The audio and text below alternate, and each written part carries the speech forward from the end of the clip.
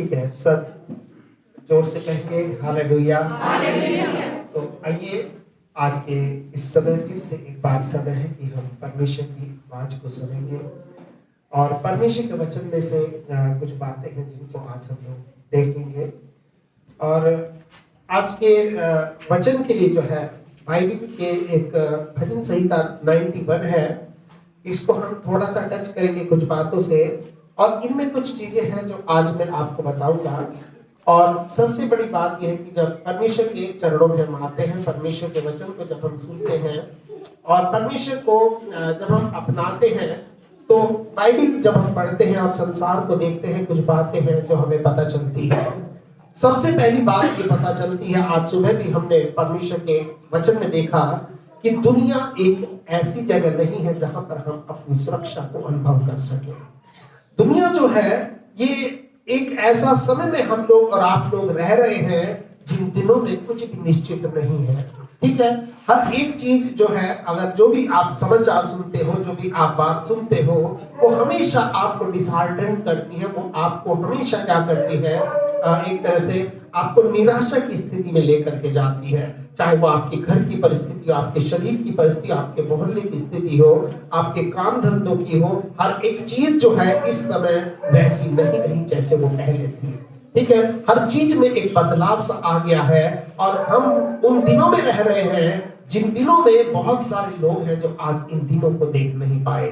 इन दिनों में हम रह रहे हैं और आने वाले समय में भी जब हम इस दुनिया में रहते रहेंगे, एक बात हम सब ध्यान से रखें और इस बात को ध्यान से सुने, क्योंकि हमने परमेश्वर को अगर ग्रहण किया है तो हम लोग कोई साधारण लोग नहीं हैं, हम असाधारण लोग हैं। हम वो लोग हैं जिनको परमेश्वर ने चुना है, अपनाया है और हमें एक खास कार्य के लिए परमेश्वर ने दुनिया में नियुक्त किया है। ठीक है, हम लोगों के साथ अगर कोई मामला है तो ये हमारा नहीं, तो समझो परमेश्वर का मामला है। हम कई बार गवाहियों को सुनते हैं और इनमें एक बात पता चलती है और वह बात यही है कि if it is matter to you, it is matter to God. अगर ये आपका मामला है तो समझो परमेश्वर का मामला है और आपको अपने मामले में हमेशा लोगों के सामने क्या रहना है, चुप रहना है, क्योंकि अगर आप चुप रहेंगे तो परमेश्वर आपकी आवाज बनेगा। हालेलुया।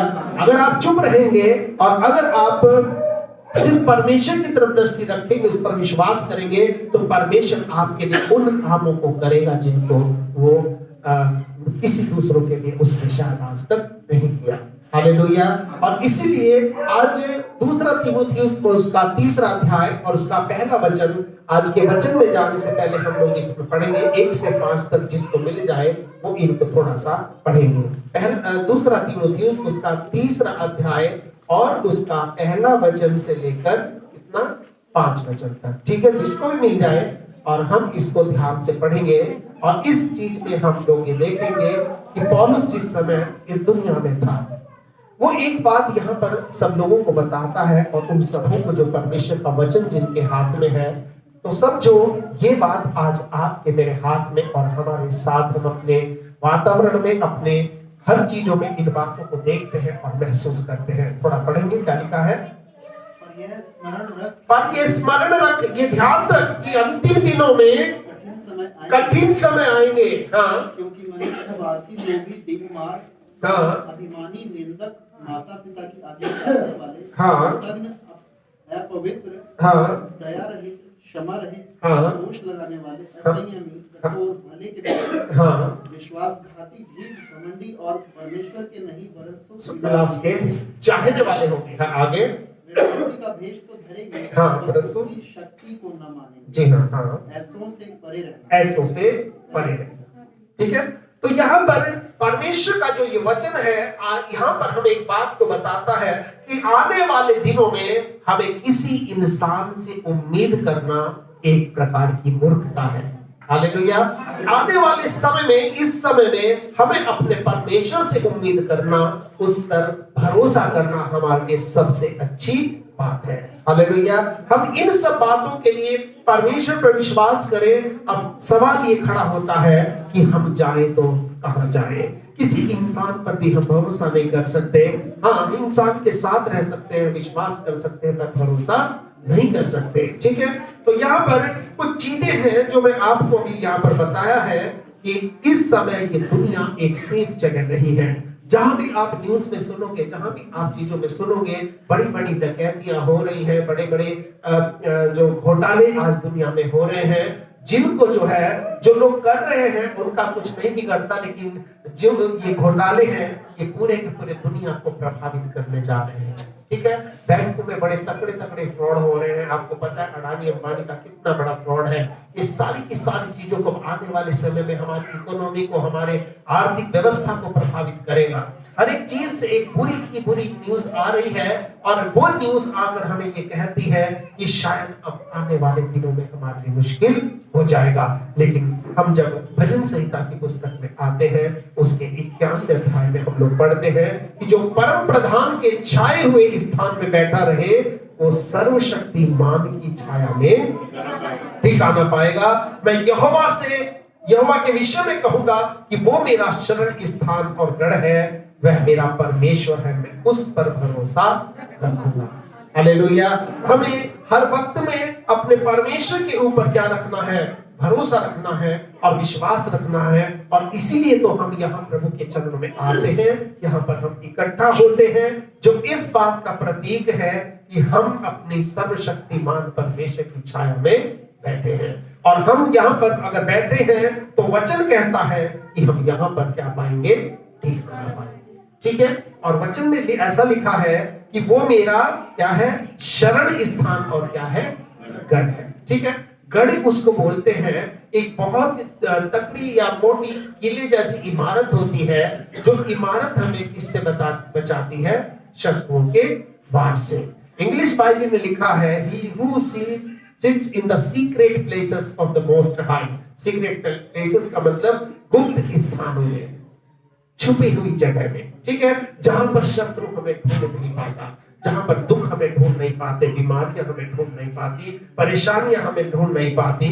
और इसीलिए हमें ऐसे स्थानों में बैठना है और ऐसे स्थानों में बैठ करके अपने परमेश्वर की आशीषों को अपने जीवन में हमें लेकर के चलना है। और जिस प्रकार आज हमने परमेश्वर के वचन में लिखा है कि उसके दरवैयों के चारों ओर उसका दूत क्या करता है? छावनी के उसको बचाता है। इसका मतलब हम लोग परमेश्वर के चरणों में इसलिए इकट्ठा होते हैं ताकि परमेश्वर जो है वो अपने दूतों को आपकी मेरी सहायता के लिए क्या करता है? भेजता है। और वो हमें बचाता है और वो हमें ये एहसास दिलाता है कि देखो ये वो परिस्थिति थी जहां पर कुछ नहीं हो सकता था, पर चूंकि परमेश्वर हमारे साथ था इसलिए हमारे लिए सब कुछ हो सकता था। हालेलुया। और इसलिए हम ये बात स्मरण रखें। और एक वचन है यशायाह की पुस्तक, उसका 31 अध्याय और उसका 5 वचन हम लोग पढ़ेंगे। थोड़ा सा किसी को मिल जाए हम इसको पढ़ेंगे। यशायाह की पुस्तक 31 अध्याय और उसका 5 वचन। ठीक है, पंख फैलाए हुए चिड़ियों की नाई सेनाओं का यहोवा, पंख फैलाई हुई चिड़ियों के नाई सेनाओं का यहोवा यरूशलेम की रक्षा करेगा। यरूशलेम की क्या करेगा? रक्षा करेगा। वह उसकी रक्षा करके बचाएगा। वो उसकी रक्षा करके क्या करेगा?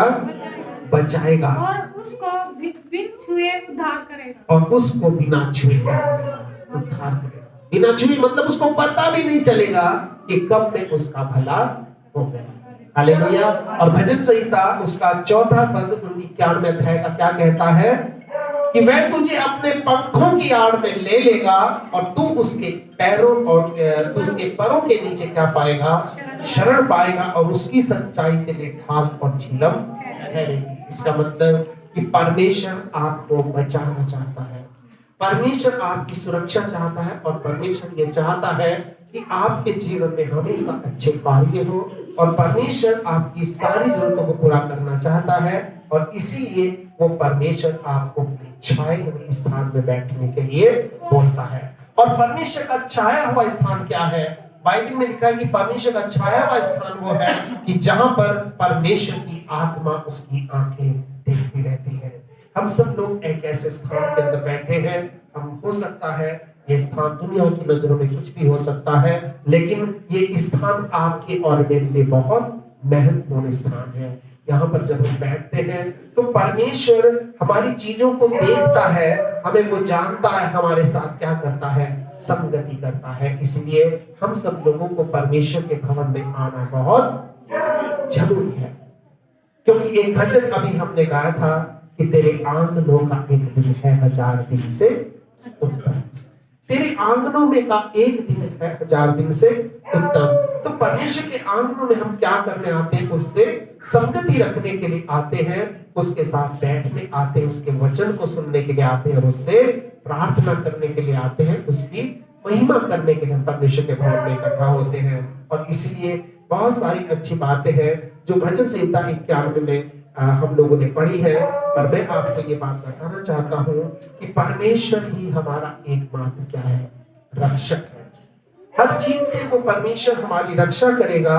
और वचन में लिखा है कि जो परम प्रधान के छाए में स्थान में बैठा रहेगा वो सर्वशक्तिमान की छाया में ठिकाना पाएगा। ठिकाना पाने का मतलब क्या? उसको एक ऐसी जगह मिल जाएगी कि जिस जगह को फिर वो छोड़ना नहीं चाहेगा। अपने ठिकाने को कोई भी छोड़ना नहीं चाहता। बिल्कुल उसी प्रकार से आपको भी हमको भी अपने ठिकाने के लिए परमेश्वर को धन्यवाद करना है। और इसीलिए परमेश्वर हमारे जीवन को अपनी बरकतों से इस हिसाब से भरेगा कि वो हमें पता भी नहीं चलेगा कब कब वो बरकतें हमारे जीवन में आती जा रही हैं। ठीक है, यशायाह की पुस्तक 4 का 5 भी कोई पढ़ देंगे जिसको मिल जाए, 4 अध्याय का 5 वचन। ठीक है, तो इसमें क्या लिखा है थोड़ा ध्यान से पढ़ेंगे। तब यहोवा सिय्योन पर्वत के एक एक घर के ऊपर, तब यहोवा सिय्योन पर्वत के एक एक घर के ऊपर और उसके सब स्थानों के ऊपर दिन को तो धुएं का बादल और रात को धधकती आग का प्रकाश सिरजेगा मतलब बनाएगा। आप और हम जब अपने घरों को चले जाते हैं तो उसके ऊपर एक धुएं का बादल का मतलब कि कुछ चीजें दुनिया में ऐसी हैं जो दिन में नुकसान पहुंचाती हैं, कुछ चीजें ऐसी हैं जो रात को नुकसान पहुंचाती हैं। इसलिए प्रभु का वचन कहता है तुम ना तो रात के भय से डरेगा और न उस तीर से जो दिन को उड़ता है। और रात में क्या चीज का भय आपको लगेगा? कितनी बीमारियां हैं। छठा वचन कहता है उस मरी से जो अंधेरे में फैलती है, और न उस महारोग से जो दिन दोपहर में क्या करता है, उजाड़ता है। इसका मतलब कि दुनिया एक ऐसी जगह नहीं है जहां पर आप अपने को सुरक्षित रख सके। दुनिया एक ऐसी जगह नहीं है जहां पर आप ये भरोसा रख सके कि चलो ये मेरा भाई है, ये मुझे बचा लेगा, ये मेरा बहन है, मेरा मदद कर देगा। सब लोग मदद करेंगे, मैं ये नहीं कह रहा हूं कोई नहीं करेगा, पर सब एक लिमिट तक मदद करेंगे। और जब आउट ऑफ लिमिट हो जाएगा फिर वो अपना पल्ला झाड़ लेंगे कि भाई इससे ज्यादा हम तुम्हारे लिए कुछ भी नहीं कर सकते। लेकिन जब परमेश्वर आपके लिए मदद करेगा वो आउट ऑफ लिमिट मदद करेगा। और जैसे प्रभु के वचन में लिखा है कि वो अपने दासों का प्राण मोल लेकर के उसको क्या कर लेता है, बचा लेता है। उसको कुछ भी उसके बदले देना पड़े, लेकिन परमेश्वर अपने लोगों को कभी भी मरने नहीं देगा। हालेलुया। और यहाँ पर बहुत सारी अच्छी बातें हैं जो परमेश्वर के वचन में हम लोग पढ़ते हैं, क्योंकि हम लोग जो है एक ऐसी दुनिया में रह रहे हैं जहां पर आपको और मुझको एक सिक्योरिटी चाहिए। सुबह हमने प्रभु के वचन में पढ़ा था कि इस दुनिया में भी हमें सुरक्षा चाहिए। इस दुनिया में सुरक्षित रहने के लिए हम लोग अपने घरों में ताला लगाते हैं। इस दुनिया में सुरक्षित रहने के लिए हम लोग अपना हेल्थ इंश्योरेंस कराते हैं और दूसरी चीजों का हम इंश्योरेंस कराते हैं, ताकि हम लोगों को मुसीबत के समय कोई दिक्कत ना हो। लेकिन ध्यान रखना, ये सारे इंश्योरेंस क्या हो जाते हैं, फेल हो जाते हैं। ये सारी सिक्योरिटी खत्म हो जाती है, और जो आसमान की सिक्योरिटी है, जो स्वर्ग की सिक्योरिटी है, वो कभी फेल नहीं होती। और इसलिए आपका और मेरे यहाँ पर परमेश्वर के चरणों में बैठना एक बहुत बड़ी आशीष का आपके और मेरे लिए कारण है। और यहाँ पर कई चीजें हैं जो परमेश्वर आज हम सबसे बोलना चाहता है या वो हमें बताना चाहता है। और इसलिए 9 वचन में इसमें लिखा है भजन संहिता में कि तूने जो परम प्रधान को अपना धाम मान लिया है। ठीक है, धाम क्या बोलते हैं? धाम समझते हो क्या होता है? है धाम, है ना? आपको पता है कि इंडिया में कितने धाम है? 4 धाम। और ये 4 धाम वो है जो एक तबके की, एक वर्ग की पूरी आस्था को क्या करते हैं? प्रभावित करते हैं। कुछ लोग कहते हैं हमने जो 4 धाम की यात्रा कर ली उसके बाद भी हमें कुछ नहीं।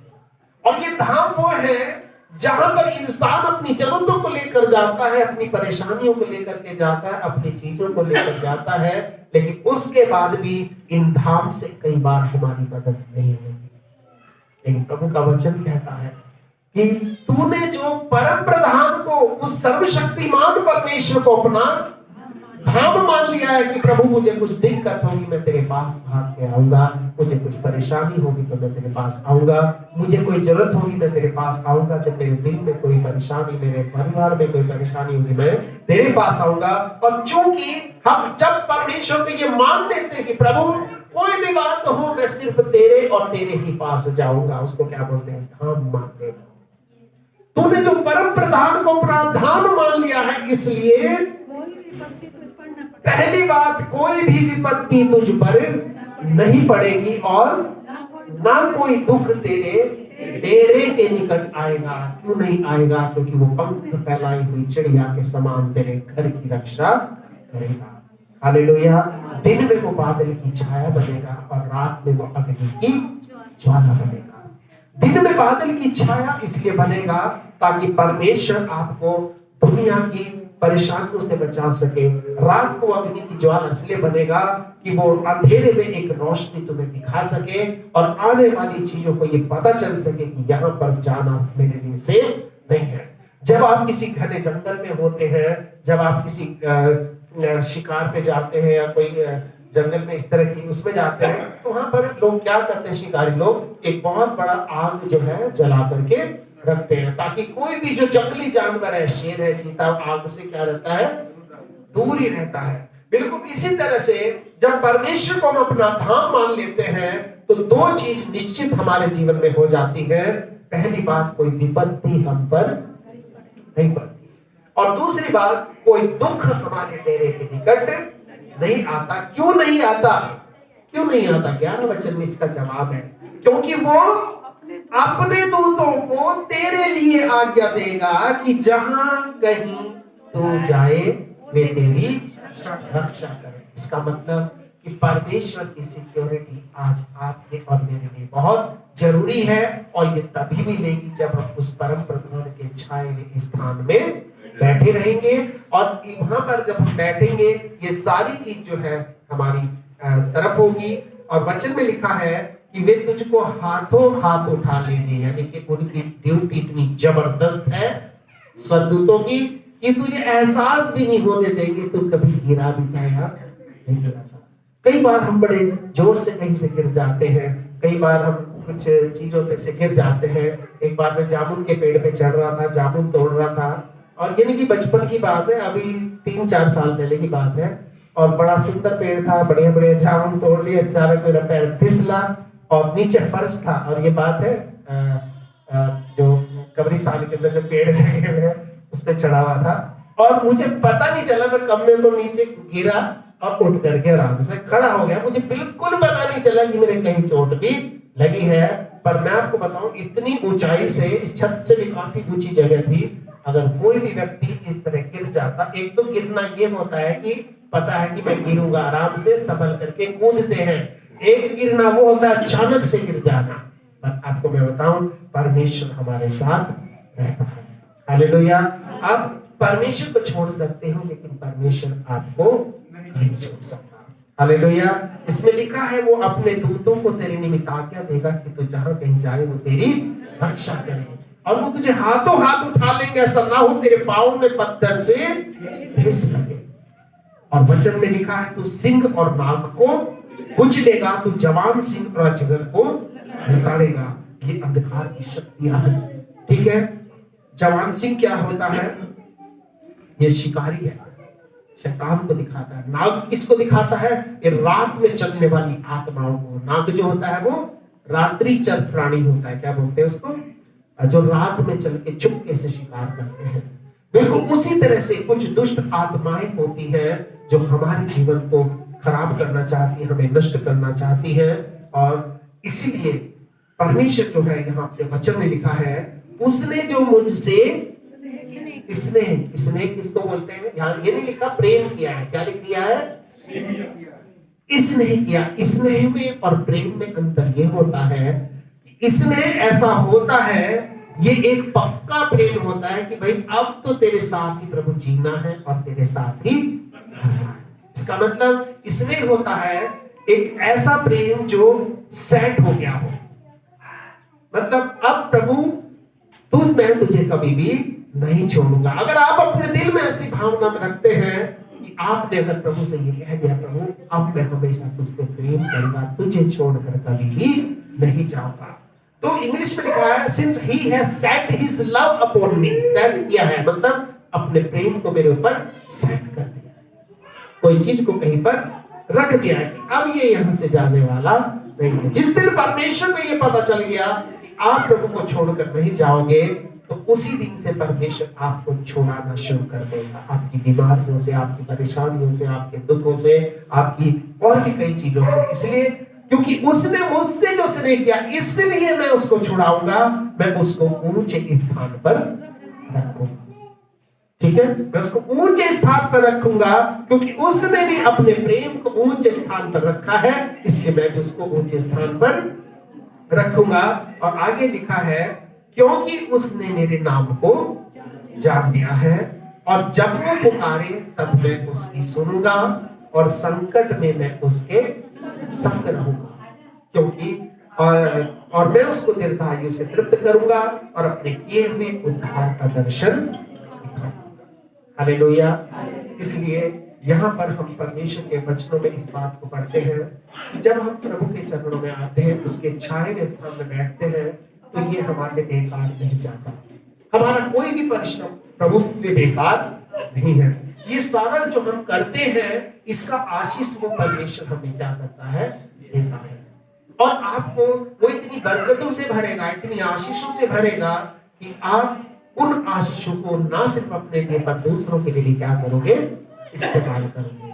परमेश्वर हम में से हर एक को इस संदेश से ये बताना चाहता है कि हमें अपने जीवन में कभी भी निराश होने की जरूरत नहीं है, कि अगर कोई भी मामला हमारा है तो वो हमारा नहीं है, वो परमेश्वर का मामला है। और चूंकि हम परमेश्वर के हैं, इसलिए हमारी बारे में हर एक चीज को छोड़ना या सोचना परमेश्वर का काम है। हम अपने बारे में ज्यादा न सोचें, बस हम अपने बारे में ये सोचें कि प्रभु मैं किस प्रकार से तेरी आराधना कर सकता, मैं किस प्रकार से तेरी सेवा कर सकता हूँ, मैं किस प्रकार टाइम निकाल कर तेरे चरणों में बैठ सकता हूँ। हम इस बात को सोचें, और बाकी का काम कौन सोचेगा, परमेश्वर सोचेगा, क्योंकि उसके वचन में लिखा है कि तुम्हारा पिता मांगने से पहले जानता है तुम्हें किस चीज की जरूरत है, इसलिए सबसे पहले उसके राज्य और धर्म की खोज करो और ये सब चीजें तुम्हें यूं ही मिल जाएंगी। हालेलुया। परमेश्वर इस वचन के द्वारा हम सभी को आशीष दे। आइए, अभी हमारे पास समय होगा, हम सब लोग थोड़े समय के लिए अपनी आंखों को बंद करेंगे और हम प्रभु से ये प्रार्थना करेंगे, उससे ये विनती करेंगे कि प्रभु तेरी करुणा और तेरी दया और तेरी उपस्थिति हमेशा हमारे जीवन में हमारे साथ बनी रहे। हम इस बात को जान सके और इस बात की गहराई को समझ सके कि प्रभु परमेश्वर तेरे आंगन होने का एक दिन अगर हम खोते हैं तो इस दुनिया में मिलने वाली 1000 दिनों की आशीष को खो देते हैं। हमारे लिए तेरी आशीषें बहुत महत्वपूर्ण है। आइए हम अपनी आंखों को बंद करके आज अपने परमेश्वर के साथ रहते सब कुछ झुकाते हैं।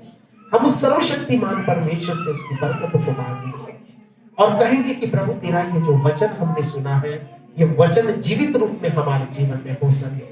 प्रभु जब हम चुप रह जाते हैं, जब हम नहीं बोलते, उस समय तू बोलता है, क्योंकि तेरा वचन में लिखा है जो तुम्हें कुछ कहता है वो सब जो तुम्हें नहीं वो मुझे कुछ कहता है। और प्रभु तो उस व्यक्ति को अपने हिसाब से फिर डील करता है। प्रभु जी हम ये प्रार्थना करते हैं, आज भाई बहनों को तूने चुना है, अपने भवन में लाया है, अपनाया है, इनको आशीषित किया है ताकि ये तेरे छाए हुए स्थान में बैठकर तेरी आवाज को सुन सके। प्रभु जी प्रभु मैं प्रार्थना करता हूँ तेरे दास होने के नाते कि जब ये वापस अपने घरों को जाते हैं, तेरी उपस्थिति चलकर इनके साथ इनके घरों में जाए, और जब इनके कदम इनके घरों में पड़ते हैं प्रभु, वहां पर तेरी बरकतें, तेरी आशीषें, तेरी सामर्थ और तेरी उपस्थिति वहां पर मौजूद हो प्रभु। क्योंकि प्रभु इनके घरों की अपने वचन के अनुसार तो पंख फैलाई हुई चिड़िया के समान उसको अपनी कवरिंग में लेने, उसे अपनी सुरक्षा में लेने, वहां पर कोई भी रोग, कोई भी कमी, कोई भी घटी, कोई भी बीमारी वहां रह ना सके, और ये लोग सब दाऊद के समान कह सके, यहोवा मेरा चरवाहा है, मुझे कुछ घटी नहीं होगी। आप पिता हर एक जन की रक्षा कर, मदद कर, सहायता कर, रक्षा कर और अपना सब बातों के लिए आपका धन्यवाद करते हैं, और सब कुछ आपके हाथों में हम सौंप देते हैं। धन्यवाद करते हैं हम पिता परमेश्वर, क्योंकि आपने हमारी प्रार्थना को सुना है, और धन्यवाद के साथ ये प्रार्थना हम अपने उद्धारकर्ता, मुक्तिदाता प्रभु यीशु के पवित्र नाम से मांगते हैं, इसे सुने और ग्रहण करें, और हम सब जो लोग प्रभु के हैं मिलकर के कहेंगे आमीन। अब हमारे प्रभु यीशु मसीह का अनुग्रह, पिता परमेश्वर का प्रेम और पवित्र आत्मा की सहभागिता अब से लेकर हमेशा तक हम सब लोगों के साथ रहेगी। आमीन।